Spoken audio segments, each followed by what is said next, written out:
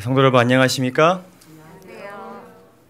안녕하세요. 오랜만에 다니엘 인물탐구 시간을 이어나가게 되었습니다. 거의 한 4개월 만에 6번째 시간 이어가 보도록 하겠습니다. 그저 절하지 않는 믿음이란 제목이고요. 오늘과 다음 시간 혹 필요하다면 그 다음 시간까지 다니엘서 3장의 내용을 함께 살펴보도록 하겠습니다. 지난 시간에 아주 오랜 시간 전이었지만 지난 시간에 우리가 2장 내용을 살펴보면서 이 다니엘이라는 한 청년이 나는 독립적으로 홀로 하나님을 의지하여서 당당하게 바벨론 왕 앞에 나아갈 수 있다라고 생각하기보다는 이 3명의 유다 친구들의 존재를 가장 먼저 떠올렸고 그들에게 기도를 요청한 그러한 모습을 우리가 확인하였습니다. 비록 다니엘이 큰 문제 없이 왕과의 만남을 잘 마칠 수 있도록 하신 분은 우리 하나님이시지만 다니엘에게 같은 믿음을 가진 이 동료들의 존재의 크기가 결코 작지 않았음을 우리가 확인했습니다. 그래서 다니엘은 자신이 이렇게 왕에게 꿈의 비밀을 알려줄 수 있었던 데는 하나님뿐만 아니라 이 동료들의 도움이 있었음을 인정하고 자신만 행한 일에 대한 상을 받기보다는 이 친구들에게도 동일한 상을 받을 수 있도록 왕에게 제안했었죠. 그래서 이 3장의 내용은 이렇게 다니엘이라는 한 유다 사람이 하나님께 답을 구하기 전 자신을 위해 꼭 기도해 주기를 바랬던 믿음의 형제들이 어떤 신앙인들이었는지를 보여주는 아주 좋은 내용들이 담겨져 있습니다. 여기에는 아주 우리가 깊이 살펴보아야 할 매우 중요한 교훈들과 특별히 이 마지막 시대에 있어서 우리가 국가를 이끌어가는 사람들의 어떤 그 행보들이 우리에게 굉장히 큰 악영향과 핍박이 될 때에, 시험이 될 때에 우리가 그거에 대해서 어떻게 생각하고 어떻게 대처하고 어떻게 반응해야 될 것인가에 대한 아주 중요한 교훈들을 주기 때문에 오늘 한 시간에 다 살펴보지 아니하고요. 한 2-3번에 걸쳐서 그들의 그 신앙 고백들을 좀 자세히 살펴보기를 원합니다. 이 사진을 보면 상당히 뭔가 마음이 뭉클해집니다. 이들이 바벨론에 함께 있는데 이렇게 환하게 서로를 의지하면서 웃는 모습이 뭔가 좀 훈훈하기도 하면서도 참 이 4명이 혼자가 아닌 상태로 바벨론에 있었던 것이 얼마나 다행인가라는 생각을 하게 됩니다. 여러분들에게도 이러한 동료들이 있습니까? 있죠. 여기 계신 모든 성도님들과 또 우리 방송을 통해 보시는 모든 분들이 다 우리에게 서로에게 그러한 형제들이라 생각이 듭니다. 3장의 내용 여러분들 잘 아시리라 생각이 듭니다. 유명한 풀무불 사건이 나오죠. 짧게 살펴보면 2장에서 다니엘을 통해 하나님께서 주신 그 신상 예언을 들은 느부갓네살 왕은 자신의 나라가 그보다 못한 나라에 의해서 멸망할 것이라는 이야기를 듣고 자신과 이 나라가 처할 그 운명을 있는 그대로 받아들이고 하나님을 신뢰하기보다는 오히려 전체가 금으로 된 신상을 만들라 지시를 내렸고 이 신상의 백성들이 모두 절을 하도록 했습니다. 그렇죠? 그리고 그 현장에는 다니엘은 없었으나 다니엘의 3 친구들이 있었는데 이들이 이 신상에 절을 하지 않음으로써 어떻게 되었죠? 매우 뜨거운 풀무불에 죽임을 당하는 형벌에 처하게 되었습니다. 그러나 우리가 잘 알다시피 그들이 풀무불에 던져졌음에도 불구하고 하나님께서 불 속에 함께 계심으로 인하여서 그들이 목숨을 건지는 그러한 내용인 것을 여러분들 잘 아시리라 생각이 듭니다. 다니엘서 2장 마지막 부분의 내용과 그리고 3장 1절의 내용을 이어서 읽어보면요, 참 우리의 생각을 갸우뚱하게 합니다. 왕이 대답하여 다니엘에게 이르되 너희 하나님은 참으로 모든 신의 신이시오 모든 왕의 주제시로다 라고 고백한 왕이 얼마 지나지 않아서 금으로 된 신상을 만들라고 지시를 합니다. 뭔가 앞뒤가 잘 이해되지 않는 내용입니다. 어떻게 이 왕은 오늘 다르고 이렇게 내일이 다를 수 있을까? 아픈 것은 아닐까? 좀 문제가 있는 것은 아닐까? 이 장에서도 굉장히 감정적인 모습을 많이 보는데 굉장히 왔다 갔다 한 오늘 다르고 내일 다르고 막 오늘 선하고 막 하나님을 찬양했다가 다음날 갑자기 경배하지 않으면 불 속에 집어넣겠다고 하는 이런 왕이 어떻게 바벨론이라는 대제국을 통치할 수 있었을까 하는 생각을 우리가 가질 수 있게 됩니다. 많이들 아시겠지만 이 왕은 3장 끝에 풀무불에 살아난 세 친구들을 보고 하나님을 다시 한번 찬양하고 나서 4장 되자마자 또 어떻게 합니까? 이 모든 것은 나의 권세로 지은 것이다. 이렇게 고백을 합니다. 근데 이 느부갓네살 왕이라는 인물에 대해서 우리가 좀 깊이 생각해 볼 필요가 있는데 또한 이 인물이 있었던 위치에 대해서 또한 우리가 깊이 생각해 볼 필요가 있는데 이 느부갓네살 왕이란 인물에 대해서는 4장을 다룰 때 깊이 다루겠지만요. 이 왕은 결코 단순히 그냥 감정적이거나 막 이랬다 저랬다가 오늘 결정한 것을 내일 번복했다가 또 그 다음날 새로운 이야기를 해서 사람들을 혼란시키는 그런 자기 마음대로 행동하는 그런 어리석은 왕은 아니었습니다. 그는 아주 부지런하고 영리한 왕이었습니다. 그는 좋은 군사 지도자였기 때문에 여러 나라를 물리칠 수 있었지만 제가 다니엘서에서 느끼는 이 느부갓네살 왕이란 지도자는요, 다른 것보다도 이 국가의 구성원들을 하나로 연합시키는데 하나의 사상으로 연합시키는 일에 있어서 아주 탁월한 능력을 가진 사람이었습니다.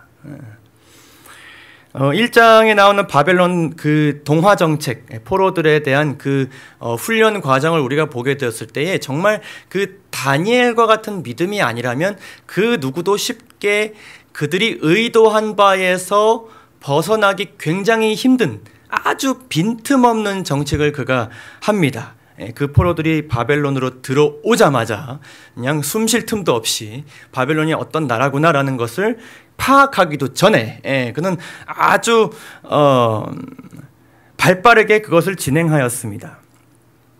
그래서 그들의 사상을 지배하여서 이 나라에 도움이 되도록 하고 무엇보다 이 사람들이 좋은 것만 배우고 이 나라에 어떤 그 반항심을 가지지 않게 하기 위한 작업을 그가 아주 치밀하게 했습니다. 이 왕은 그렇게 해야 할 위치에 있었고 그 역할을 아주 지혜롭게 잘한 그런 왕이었습니다. 또한 그는 나라의 여러 가지 상황을 본인과 그리고 이 나라가 그가 통치하는 이 국가가 유리한 쪽으로 이용하는 일을 아주 잘한 왕이었습니다. 이 다니엘을 통해 전해진 소식을 왕은 나라를 결속시키고 왕권을 강화하는 데 사용하였습니다. 그래서 굉장한 능력이 아닐 수 없습니다. 왜냐하면 이방 나라 청년에 의해서 이 풀 수 없는 문제가 해결되었고 그 내용이 그 나라에 어떤 이득을 가져다 줄 만한 이야기가 아니라 굉장히 혼란을 가져다 주고 또한 이 나라가 멸망할 것이라는 굉장히 절망적인 이야기를 듣는 그런 소식이었음에도 불구하고 이 왕은 이 일을 오히려 나라를 하나로 연합시키는 일로 아주 교묘하게 잘 이용한 그런 글쎄요. 유다 청년들의 입장에서는 아니었지만 이 바벨론 국가의 입장에서는 상당히 지혜로운 그런 왕이었습니다. 2장에서는 강하게 아주 신하들을 궁지로 몰아서 그들의 능력을 시험하기도 했고요. 또한 왕에게 그들이 절대적으로 복종하게 만들기도 했습니다. 또 이 사람은 때로는 신을 이용하기도 했습니다. 이 신상을 세울 때에 마르둑 신, 그 바벨론의 신을 이용하였고 때로는 본인이 조금 곤란한 상황에 처해 있을 때 하나님을 이용하여서 상황을 모면하기도 했습니다. 어쨌든 이러한 사람은 이 사람은 이 왕은 자신이 가졌던 그 위치에 서서 자신과 국가를 위해서 아주 부지런히 그리고 영리하게 일한 그런 왕이었다는 것을 우리가 알게 됩니다. 이 사람이 이렇게까지 부지런히 자신의 가진 능력과 재능을 한껏 사용하여서 나라를 이끌어야 할 이유가 있었습니다.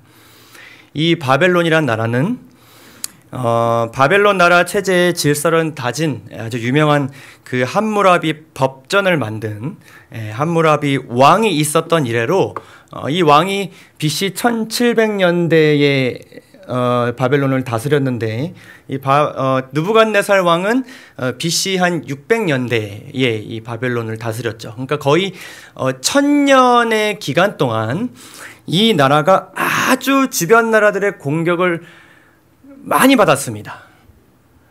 뭐 우리나라도 이제 위에서 아래에서 옆에서 좌에서 우에서 온갖 침략을 경험하고 마침내 살아난 물론 이제 식민지의 역사도 우리가 있지만 끝내 우리가 우리의 국가를 지켰던 그런 역사들이 있는데 이 나라는 무려 1000년 동안 그런 역사가 있습니다. 특별히 아수르 제국의 식민지로 오랜 세월 동안 이 나라가 아주 큰 어려움 가운데 있었습니다.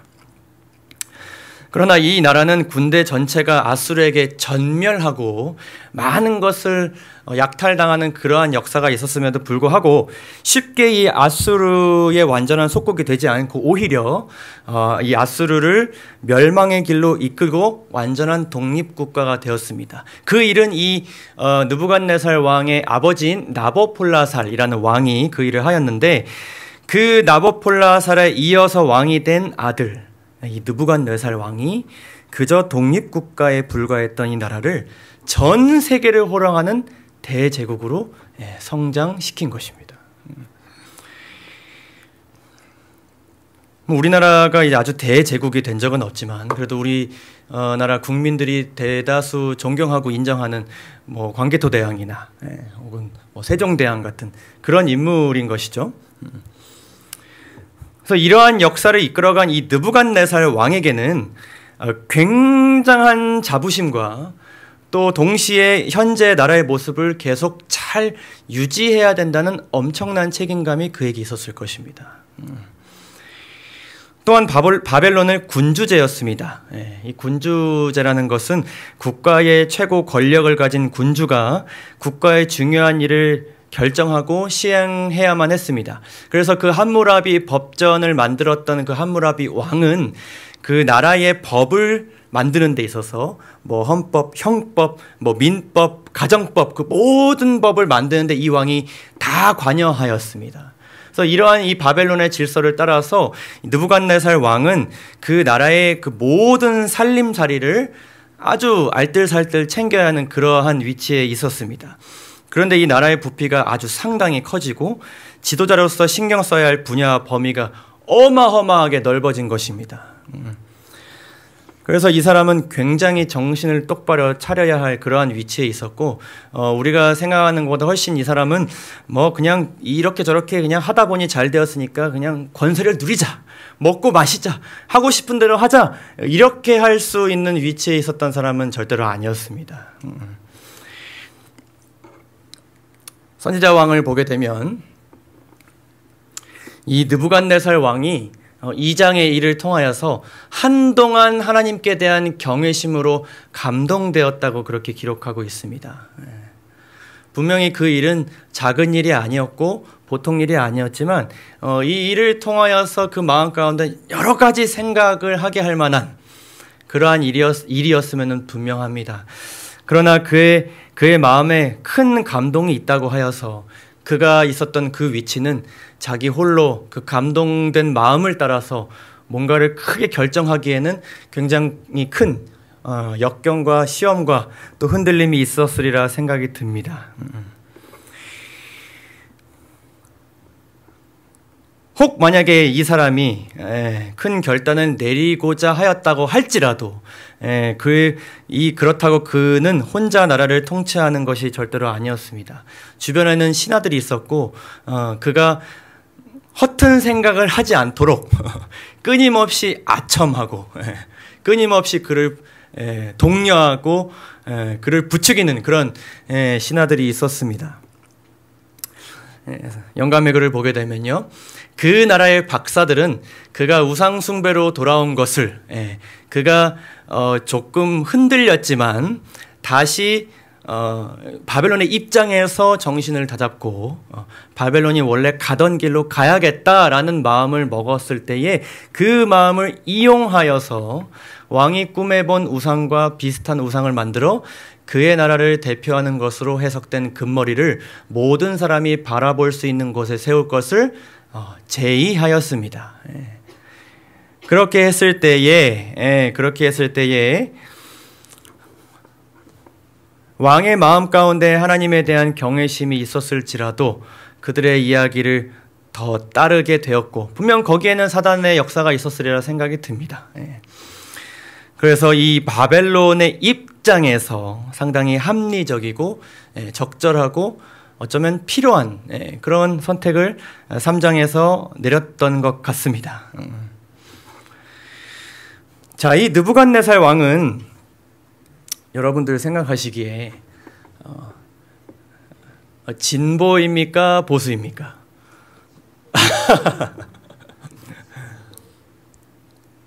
좀 어렵죠?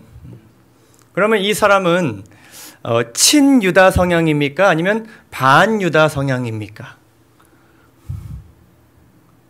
뭐 때론 그랬던 것 같기도 하고 또 아닌 것 같기도 하죠.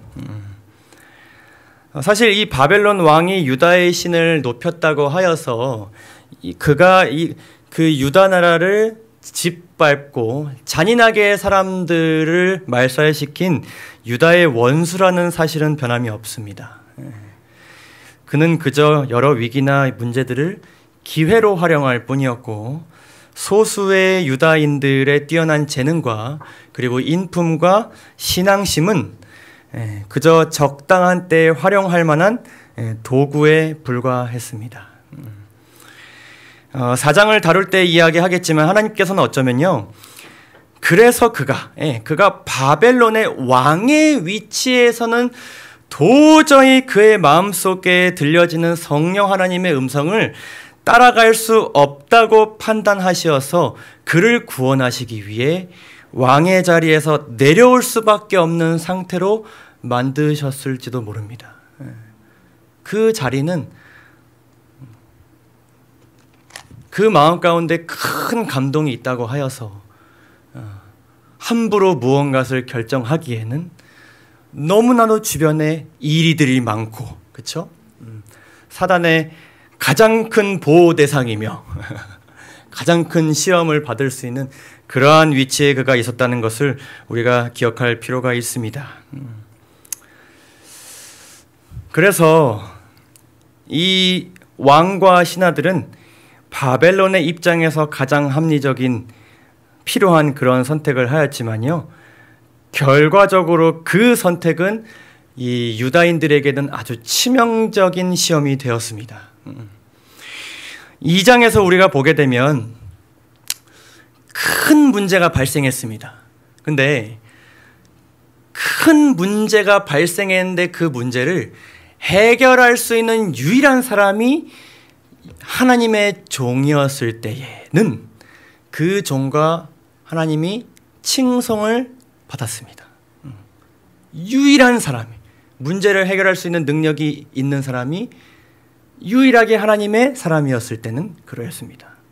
그런데 지도자가 제시하고 다수가 따르는 길, 다수가 따라야만 하는 길을 제시했을 때에 따르지 않는 유일한 무리 혹은 유일한 개인이 하나님의 사람이었을 때는 그들은 즉시 버림을 받았습니다. 그렇게 해야 하는 위치에 이 바벨론의 왕이 있었고, 그리고 유다 백성들은 그런 취급을 받을 수밖에 없는 위치에 있었습니다. 그래서 어쩌면 이 마지막 시대에 우리가 처할 모습이 이렇기도 합니다. 그렇죠? 우리밖에 문제를 해결할 수 없을 때는 손을 내밀었다가 우리만 걸림돌이 될 때는 철저하게 버림당하는, 그것이 우리가 이 마지막 시대에 처하고 있는 현실이기도 하고, 앞으로 그 시험과 고난이 극심해질 때에 우리가 그러한 시험을, 그러한 모습에 처하기 쉬운 그러한 현실을 우리가 보게 됩니다. 참 보람을 느끼기 힘든 일입니다. 내가 정말 무엇을 위해, 이 새 친구들이 생각하기에 정말 무엇을 위해 내가 이 왕을 위하여 이렇게 열심히 봉사를 하였나 라는 그러한 마음을 들게 할 수 있을 만한 그러한 어려운 일이 3장에서 벌어졌습니다. 만약 다니엘과 세 친구들이 2장 사건을 통하여서 느부갓네살 왕에게 친유대적인 혹은 친여호와적인 변화를 기대했다면 3장의 사건은 너무나도 충격적인 일로 다가왔을 것입니다. 그 마음의 상처가 굉장히 컸을 것입니다. 영감의 글을 보게 되면 하나님께서 왕과 백성들에게 세상 열국을 위한 당신의 목적을 나타내셨던 일이 이제 인간의 능력을 찬양하기 위하여 사용되려고 하였다라고 기록합니다. 참 신기한 일입니다. 그들이 만들어낸 기별이 아니라 하나님께서 주신 기별이, 그 기별이 오히려 인간의 능력을 찬양하기 위하여 사용된다. 참 신비로운 일입니다. 다니엘의 해석은 잊혀졌고 진리는 오해되고 오용되었다. 우상 숭배가 일반에게 보편화된 나라에서 바벨론의 영광과 권세를 나타내기 위해 두라 평지에 세운 아름다운 진귀한 우상을 예배의 대상으로 성별하는 것은 그리 놀라운 일이 아니다. 충분히 일어날 수 있는 일이다 라는 것입니다. 그러나 충분히 일어날 수 있는 일이다. 자연스러운 일이다. 아무리 느부갓네살 왕의 위치가 그렇다. 그가 그런 일을 할 수밖에 없다. 글쎄요, 때로는 이해가 된다. 그 마음 가운데도 나름 시험이 많겠다. 이렇게 생각이 될지라도 그들이 내린 결정으로 인하여서 우리에게 아주 큰 혼란이 있게 되고 우리의 믿음을 지켜나가는 데 있어서 너무나 큰 위험 가운데 우리가 처하게 되고 때로는 우리의 목숨까지 위험을 받게 된다면 이것은 보통 일이 아닌 것입니다. 아무리 그들의 그 위치가 이해가 된다 할지라도 이것은 우리가 그냥 넘어갈 수 있는 문제는 아닙니다. 그렇죠? 그래서 우리에게 아주 큰 혼란과 시험을 직접적으로 줄 수 있는 이 국가 지도자들에 대한 행보에 우리가 어떻게 대처하고 어떻게 생각하고 반응해야 할지에 대한 성경의 지침을 우리가 아는 것은 매우 중요해 보입니다. 글쎄요, 이 교훈을 다루는 것이 쉽지만은 않습니다. 왜냐하면 이 단에서 지금 최근에 벌어지고 있는 아주 실질적인 이야기를 가감없이 드러내어 함께 이야기하는 것은 굉장히 조심스러운 일이기 때문에, 그러나 여러분들과 함께 말씀을 나눈다면 우리 스스로가 충분히 지혜롭게 어떤 일에 대한 지혜로운 대처를 할 수 있으리라 생각이 듭니다. 로마서 13장을 보면요. 로마서 13장을 보면 세상 권세자들에 대해 우리가 가져야 할 태도를 명확하게 말씀하고 있습니다. 각 사람은 위에 있는, 함께 읽어보실까요? 각 사람에 있는, 시작. 각 사람은 위에 있는 권세들에게 굴복하라. 권세는 하나님께로 나지 않으며 모든 권세는 다 하나님의 정하신 바. 그러므로 권세를 거두들인 자는 하나님의 명을 거스름이니 거스리는 자들은 심판을 받으리라. 좀 강력하게 말씀을 하시는데, 일단은 위에 있는 권세들이라고 이제 말씀합니다. 바울이 전한 메시지인데, 모든 권세들은 다 하나님께서 정하신 것이니, 하나님께서 이끄시는 것이니 너희가 그 권세에 복종하라라고 말씀을 하시는데, 이에 대한 성경 주석의 설명을 우리가 한번 좀 살펴보고 싶습니다. 이 말씀에는 하나님이 정부의 행위를 항상 인정한다. 하나님이 정부의 행위를 항상 인정한다고 암시하지는 않는다라고 설명합니다. 또한 정부에 항상 복종하는 것은 그리스도인의 의무라고 말하는 것은 아닙니다. 그러나 정부의 다스리는 권세가 인간의 번영을 위해 하나님의 목적에 따라 그분에 의해 인간에게 위엄되었다는 것을 바울이 이야기하고 있다는 것입니다. 인간의 번영이라는 것은 꼭 이 그리스도인들의 번영만을 위한 것이 아니라 인간 전체의 번영을 위하여서 하나님의 목적에 따라서 그들이 우리의 눈으로 보기에는 아주 악한 길로 가고 누가 보기에도 멸망의 길로 가는 것처럼 보이지만 그 모든 것이 하나님의 목적 아래서 그분의 뜻 안에서 이루어지고 있다라는 것을 내포하고 있다는 것입니다. 그들이 권세를 지속하거나 물러나는 것은 누구의 손에 달려있다? 하나님의 손에 달려있다는 것을 이 바울이 강조하고 있습니다. 그러므로 그리스도인은 기존의 국가 권위를 지지할 것이다. 모든 권세를 대항하거나 패하는 일은 우리의 손에 달려있지 않다. 그 모든 일은 하나님께서 하신다는 것을 바울이 강조하고 있다는 것입니다. 그런데 이러한 가르침을 이 바울이 강조한 시기적인 이유가 있습니다. 그것은 무엇인가 하면은 당시 시대에 이 유대인들이 아주 격한 감정을 가지고 로마 제국을 향하여서 정말 많은 반란을 일으켰습니다. 이들이 무기를 가지고 우리나라처럼 이제 독립군을 만들어서 이 로마 병사들을 급습하고 정면 싸움을 하여서 수많은 사상자를 내는 여러 반란들이 있었습니다. 이 모습을 바울이 보고 이러한 말씀을 한 것인데 이에 대해서 주석은 이렇게 설명합니다. 그리스도인들이 이와 같이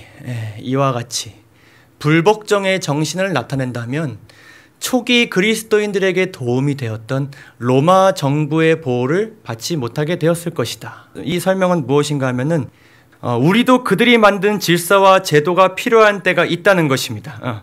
우리가 국가 정부에게 불이익을 당할지라도 분명히 우리가 그들을 통해 얻는 것도 그들이 만든 제도를 이용해서라도 우리가 선교 사역을 할 수도 있고 우리가 얻을 수 있는 여러 가지 혜택과 이익들이 분명히 있다는 것입니다. 그들의 도움이 필요한 경우도 있다는 것입니다. 게다가 그리스도교의 형제 사랑과 그리고 평화의 기별에 대한 비난을 유발시켰을 것이다. 굉장히 중요한 내용이죠. 그래서 바울은 신자들에게 권세 잡은 자들을 위해 기도하고 그들에게 순종하라고 강력히 권하고 있다. 이렇게 설명합니다. 그래서 그리스도인들은 모두 위에 있는 권세에 충성하는 사람들입니다. 그것은 국가의 통치자를 이야기하기도 하고 작은 조직체의 대표를 이야기하게 합니다. 또한 자녀들에게는 부모를 이야기하기도 하고요.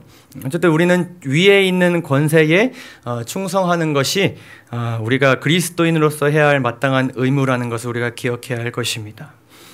예수님께서도 비슷한 말씀을 하셨습니다. 여러분들 잘 아시는 것처럼 마태복음 22장에서 가이사의 것은 가이사에게 바치라고 말씀하셨습니다. 여기서 가이사는 누구입니까? 가이사는 누구입니까? 로마의 황제 카이사르를 이야기합니다. 그런데 이 로마의 황제가요, 유다의 번영을 위하여, 유다 사람들의 번영을 위하여 일하였겠습니까? 과연 그가 그랬을까요? 과연 그가 행하는 여러 정책들 중에 이 식민지 유다 백성들의 안위에 대한 걱정이 들어있었을까요? 가끔은 그래 보이는 일을 했을 수도 있지만 그는 유다의 번영이 아닌 로마의 번영을 위해 유다 사람들에게 세금을 걷었던 그런 사람입니다. 그 일이 굉장히 불합리해 보이는 일이 있었을 수도 있고 또 무엇보다 이 신앙을 아주 목숨 걸고 지키는 유대인들에게 우리의 신앙 자체를 그 근본을 빼앗는 듯한 정책을 이 가이사가 많이 했을 것입니다. 그렇기 때문에 그들이 그렇게 반란을 일으키지 않을 수 없었겠죠. 그러나 예수님께서는 로마의 지배 아래 이 나라가 있다면 로마의 세금을 바칠 뿐만 아니라 그들이 요구하는 법을 준수하고 그들의 요구에 응하는 것이 당연한 의무임을 강조하셨습니다. 어쩌면 이 대답은 유대인들의 입장에서는 굉장히 반민족적인 그런 말씀입니다. 친로마적인 입장이기도 합니다. 그렇죠? 식민지인데 우리나라를 식민지로 지배하고 있는 나라에 충성을 하라는 이야기는 뭐 우리나라도 일제시대 때 쉽지 않은 이야기입니다. 그렇죠? 너희가 마땅히 이토 히로부미에게 세금을 바치라. 감정이입이 좀 되시나요? 쉽지 않은 이야기입니다. 그러나 예수님께서는 그 말에서만 그치지 아니하시고 하나님의 것은 하나님께 바치라 라고 말씀하시면서 그의 대답이 결코 한쪽에 편향된 대답은 아님을 강조하셨습니다. 이것이 하나님께서 제시하시는 로마 사람들 그리고 바벨론 사람들과 그리스도인들이 함께 어우러져 살아가는 데 있어서 우리가 마땅히 따라가야 할 하나님의 원칙입니다. 다니엘과 세 친구들은 이것을 매우 중요하게 생각하였고 바벨론에서 이 원칙을 잘 지켰습니다. 이렇게 국가와 상전이 항상 올바르고 선하지 않다고 하더라도 우리가 반항하거나 반역하지 않고 순종해야 하고 또 충성해야 하는 이유가 있습니다. 그것은 무엇인가 하면은 아까 우리가 로마서 13장에서 보듯이 모든 권세는 누가 세우신 것이다. 하나님이 세우신 것이기 때문입니다. 그들이 아무리 사단의 지배 아래 있고 사단이 그들을 통하여서 악한 일을 주도하더라도 그 사단이 그들로 하여금 악한 일을 주도하는 것조차도 지배하고 계신 하나님의 권세와 그분의 인도하심이 있다는 것을 우리가 반드시 기억해야 합니다. 출애굽기를 우리가 보게 되면요, 이 바로가 히브리 노예들에게 행하는 여러 가지 불합리하고 아주 불공정한 형태들에 대해서 이 이스라엘 백성과 모세가 어떻게 반응하는지를 잘 보여주고 있습니다.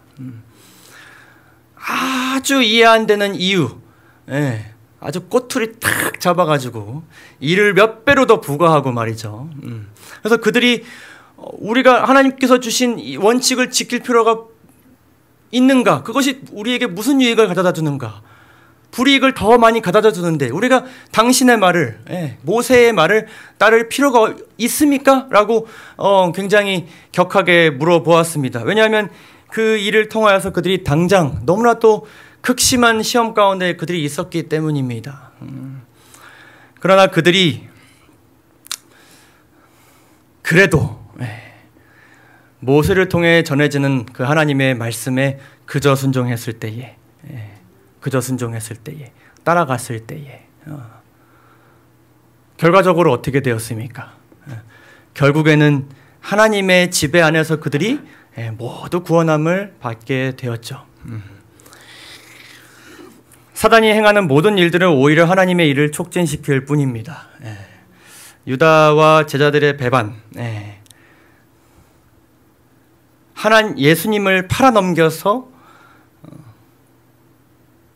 그분의 정신을 똑바로 차리게 만들고자 했던 그러한 유다의 의도가 분명히 사단의 시험에 넘어간 것이었지만은 결과적으로 그 일은 예수님의 십자가 예언을 완성시켰습니다. 결과적으로 세상의 모든 일은 하나님의 뜻대로 이루어집니다. 사단의 부지런함은 결국 하나님에 대한 우리의 의존도를 높일 뿐이고 주님의 재림을 촉진할 뿐입니다. 그렇기 때문에 이 권세자들의 행보가 아무리 약할지라도 우리가 흔들리지 않는 이유가 거기에 있는 것입니다. 두 번째로 세상에는 그래도 권세는 필요합니다. 나라와 통치자가 없는 곳은 무법천지가 될 수밖에 없습니다. 로마서 13장 4절을 우리가 보게 될 때에 그 권세자들은 하나님의 사자가 되어 우리에게 선을 이루는 자가 될 것이라고 말씀하고 있습니다. 이 말씀은 굉장히 좀 깊이 있는 해석이 필요한 말씀인데 어쨌든 그들이 행하는 것이 자신들의 부와 명예와 자존심을 위해서 하는 일일지라도 분명히 우리의 삶의 선을, 우리의 유익을 가져다 주는 일이 분명히 있음을 말씀하고 있습니다. 하나님께서는 사람 개인을 통해서도 일하셨지만은 우리가 잘 알다시피 성경 전체는 하나님께서 수많은 이스라엘과 세상 지도자들에게 역사하셔서 그분의 뜻하신 바를 이루었다는 것을 우리가 잘 알고 있습니다. 그렇죠? 세 번째로는 반역과 싸움은 하나님의 원칙에 어긋나고 때로는 하나님의 사업을 오히려 방해할 수도 있습니다. 예수님께서 유다에 의해서 온 사람들에게 잡혀가시기 직전 예수님을 구하기 위하여서 베드로가 아주 영웅적인 행동을 하였습니다. 예수님을 붙잡은 한 사람의 귀를 이렇게 칼로 잘라버렸습니다. 그렇죠? 이 행동은 예수님을 구하기 위한 아주 베드로의 순수한 마음에서 온 것입니다. 내 스승과 내 사랑하는 하나님의 아들이 위험에 처해 있는데 어떻게 구하지 않을 수 있겠습니까? 그렇죠? 그러나 그렇게 했을 때 예수님께서 말씀하셨습니다. 검을 집에 꽂으라. 그것은 너가 해야 할 일이 아니고 너가 해서는 일이 아니니라. 아버지께서 주신 잔을 내가 마시지 아니하겠느냐.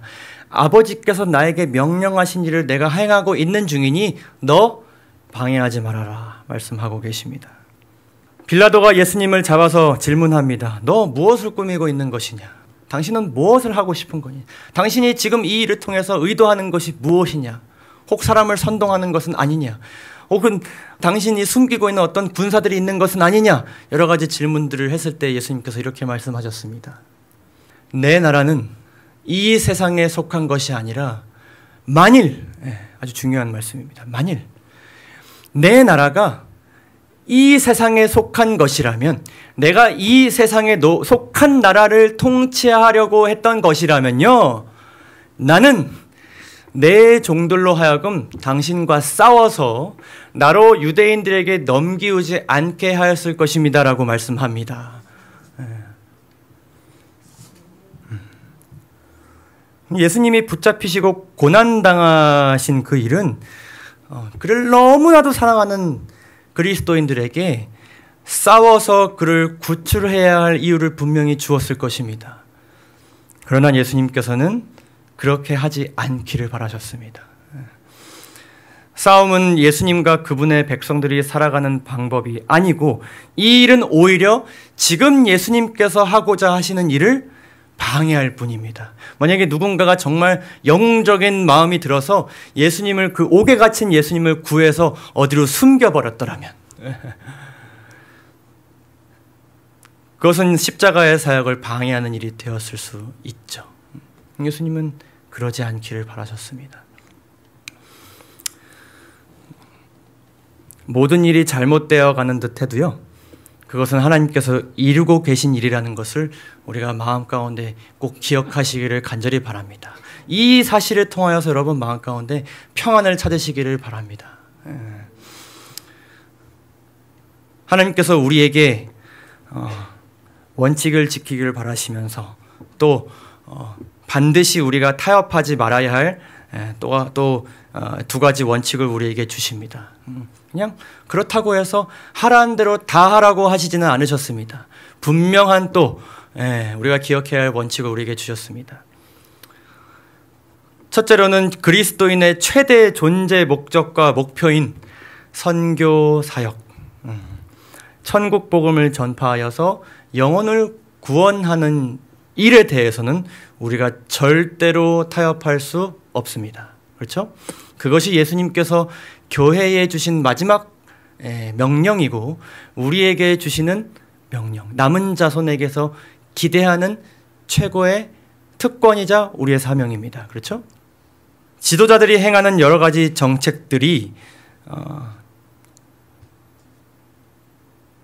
심지어 악을 행하는 일일지라도 그 일이 복음 전하는 일이 방해가 되지 않도록 해야 하며, 오히려 그로 인해서 우리가 갖게 된 그 위기를 복음을 전하는 기회로 반드시 삼아야 합니다. 어찌 우리가 지금 코로나기 때문에 못하는 것도 있지만 코로나기 때문에 우리가 이 기회를 통하여서 전에는 생각하지 않았던, 전에는 크게 중요하다고 생각하지 않았던 새로운 선교 사역을 우리가 시작하게 된 것처럼 말입니다. 방법이 막히면 또 다른 방법을 우리가 찾아야 합니다. 우리는 세상 지도자들에게서 그들에게 옳은 진리가 무엇인지를 밝히 드러내야 합니다. 하지만 그 일은 복음 전파에 방해되지 않을 정도로 이루어져야 합니다. 사도행전에는 이러한 글이 나옵니다. 우리는 권력자들을 무시하라고 하지 않는다. 말로나 글로 우리가 법과 질서를 반대하는 사람이라는 기록을 남기지 않도록 사려 깊게 신중해야 한다. 그러나 물론 우리가 신중하게 그들의 말을 따를지라도, 그러나 만일 사람들이 우리가 이 사업을 하는 것을 금지하려고 할 때에 우리도 사도들처럼 우리는 보고 들은 것을 말하지 아니할 수 없다고 분명하게 말해야 한다. 여러분 이 말씀에 동의하십니까? 네. 둘째로 우리는 계명을 어기라는 명령에는 절대로 복종할 수 없습니다. 그것이 전 세계가 동의하는 일일지라도, 그것이 전 세계 사람들에게 유익을 가져다 주는 일이라고 아주 합리적인 이유를 우리에게 제시할지라도, 그것이 우리가 안식일이 아닌 다른 날 예배를 드려야 되는 일이라면, 우리가 지켜야 할 원칙, 그 원칙을 지키지 못하게 하는 것이라면 우리는 복종할 수 없습니다.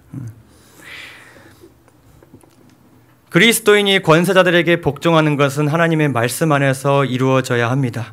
우리는 이를 분명히 분별하기 위해 애써야 하고, 다양한 이 세상의 상황들을 함께 공유하면서 우리가 그리스도의 원칙을 어떻게 지켜야 할지에 대해서 이야기를 나누어야 합니다. 또 하나님의 뜻에 맞게 살기 위해서 정말 우리가 많이 소통하고 기도하여야 할 것입니다.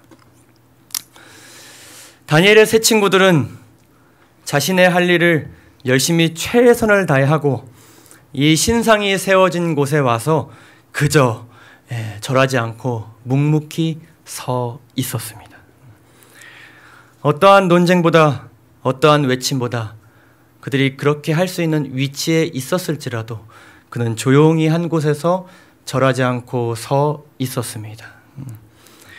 이 세 친구들의 원칙은 우리가 오늘 함께 나눈 원칙에 일치하는 행동들입니다. 그들은 하나님의 말씀에 배치되지 않는 한 왕의 명령에 최선을 다해 마치 그들이 하나님 다음의 존재를 섬기는 것처럼 충성하였습니다. 그러나 하나님의 말씀에 어긋날 때는 자신의 생명을 돌보지 않고 단호하게 그들이 거절하였습니다. 그렇게 그들이 그저 서 있었을 때에, 그저 절하지 않고 서 있는 믿음을 그저 그들이 가졌을 때에, 우리는 그저 원칙을 지킬 뿐 하나님께서 모든 것을, 이들에 대한 심판과 사람들에 대한 심판을 그가 알아서 공의롭게 주관하실 것이라는 믿음을 가지고 그들이 서 있었을 때에 풀무불의 기적이 일어나게 되었습니다. 하나님께서 계획하신 대로 그분의 뜻이 온전히 이루어질 수 있었고, 그들은 원칙을 지킴으로써 전혀 상상하지 않았던 하나님의 보호하심을 경험하게 되었습니다. 쉽지 않은 일입니다. 저도 말씀을 드리면서 이렇게 가슴이 벌렁벌렁 떨립니다. 오늘 이 말씀을 글쎄요, 좀 어떻게 제가 뭔가를 의도하는 것은 아니지만 좀 조심스럽긴 합니다. 아주 실질적으로 지금 현재 우리가 직면한 아주 위험스러운 법안들이 있고, 우리의 기관들과 우리 교회를 아주 큰 위기로 몰아넣을 만한 아주 위험한 일들이 지금 벌어지고 있기 때문에 사실 그것들에 대해서 직접적으로 논하는 일은 상당히 조심스럽습니다. 그러나 확실한 것은 우리가 당장 직면한 일입니다. 그렇죠? 우리의 직업과 우리의 현재 위치와 또 각자 해나가는 일들과 무엇보다 우리의 자녀들의 미래가 그것에 상당히 크게 걸려 있기 때문에 우리는 계속해서 말씀을 살펴보면서 지혜롭게 이 시대와 상황을 분별하기 위해 애써야 할 것 줄로 생각합니다. 중요한 사실은 다니엘과 세 친구들이 그저 하나님께서 주신 원칙을 따를 때에 하나님께서 바벨론의 왕의 삶에 개입해 주셨습니다. 놀라운 사실입니다. 그가 비록 바벨론이 가던 길을 바꿀 수는 없었지만 그의 삶은 구원을 얻도록 하셨습니다. 우리는 정말로 국가 지도자들을 위해 많이 기도해야 합니다. 그들이 구원받을 수 있도록 기도해야 합니다. 그들은 가장 구원받기 어려운 위치에 있습니다. 우리가 만약에 트럼프의 위치에 있었다면, 히틀러의 위치에 있었다면, 그렇죠? 우리는 어떻게 하였을까? 그 수많은 돈과 권력에 눈이 먼 사람들에 둘러싸인 채 평생을 살았고, 그런 사람들과 평생 일한 그런 정말 우리가 상상할 수 없는 그 비리와 죄됨 그 한가운데서 살아가는 그들이 구원받는 일은 정말로 쉽지 않을 것입니다. 그렇기 때문에 우리는 그들의 삶에 개입하기에는 너무나도 먼 곳에 그들이 있습니다. 그래서 느부갓네살 왕이 개입하신 하나님께서 그들의 삶에 개입해 주지 않으시면요, 그들은 구원받기 어려울 것입니다. 만약 그들의 삶 곁에 다니엘과 같은 사람들이 있다면 너무나도 다행한 그런 일이겠지만요. 그들의 행보가 우리를 매우 힘들게 하고 있고 어렵게 하고 있고 더 그렇게 할 수 있었습니다. 그러나 그들의 모든 선택들이 하나님의 복음을 전하지 못하는 계기가 된 적은 없습니다. 단 한 번도 그들의 행보들이 어려움 가운데 있는 하나님의 백성들이 구원함을 얻는 것에 방해가 된 적은 한 번도 없었습니다. 하나님께서 홍해를 가르셨고 민족을 혹은 국가를 멸망시키셔서 하나님의 백성들이 또 다른 기회를 얻게끔 하셨습니다. 하나님께서 일하고 계십니다, 여러분. 사단의 일이 하나님의 계획을 방해하기보다는 오히려 재림을 촉진시킨다는 희망적인 소식을 여러분 모두 가슴에 품으시고요.